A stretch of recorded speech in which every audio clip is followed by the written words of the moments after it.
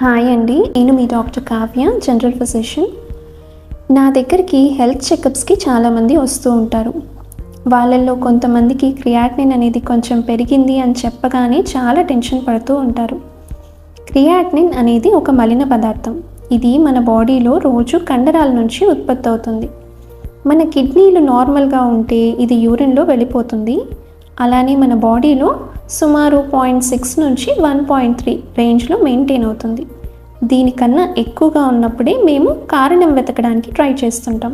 అవి ఏంటి అనంటే, వాటర్ సరిగ్గా తీసుకోకపోవటం, డీహైడ్రేషన్లో కొంచెం పెరగచ్చు, బాగా ఫిజికల్ యాక్టివిటీ చేసే వాళ్ళకి, జిమ్కి వెళ్ళే వాళ్ళు, బరువులు ఎత్తే వాళ్ళు, ఇటువంటి వాళ్ళకి కొంచెం పెరగచ్చు. టెస్ట్ చేసే ఒక 2-3 రోజుల ముందు మాంసం ఎక్కువగా తీసుకున్నా కూడా ఇది టెంపరీగా ఎక్కువ చూపిస్తుంది. క్రియాటిన్ అనే సప్లిమెంట్ తీసుకుంటుంటారు జిమ్కి వెళ్ళే వాళ్ళు, బాడీ బిల్డర్స్. వాళ్ళల్లో కూడా అది తీసుకున్నన్ని రోజులు కొంచెం ఎక్కువగానే ఉంటుంది. ఇవి కాకుండా నొప్పి బిళ్ళలు ఎక్కువగా వాడే వాళ్ళకి, అలానే కిడ్నీకి సంబంధించిన ఇన్ఫెక్షన్లు కానీ, కిడ్నీలో రాళ్ళు ఉండటము, జనరల్ ఇన్ఫెక్షన్స్ కొన్ని, బీపీ షుగర్ అనేవి కంట్రోల్లో లేకపోవటము, ఇటువంటి కండిషన్స్లో కూడా క్రియాటినిన్ అనేది ఎక్కువగా ఉంటుంది. కాబట్టి మీరు మీ డాక్టర్ని అడిగి కారణం తెలుసుకోవడానికి ట్రై చేయండి. మందులు ఏమైనా ఇస్తే వాటిని జాగ్రత్తగా వాడుకోండి. మరీ ఎక్కువగా ఉంటే మాత్రం ఫాలోఅప్లో ఉండండి.